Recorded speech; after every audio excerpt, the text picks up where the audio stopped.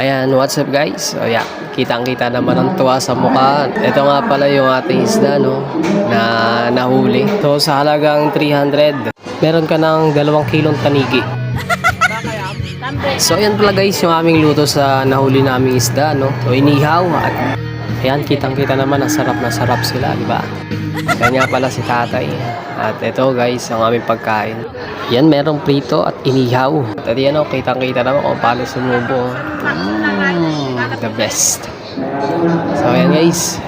Ayan, kung di ka pa pala naka-like and follow, baka naman. At ayan, kitang-kita nyo naman kung paano ang pagsubo ng bawat isa. Napakasarap. Ito nga pala guys, yung mga nag-overnight kami. Ito nga pala ay sa Primus Beach na matatagpuan sa Cabalua, Mansalay Oriental, Mindoro. So okay, hanggang dito na lang muna. Bye!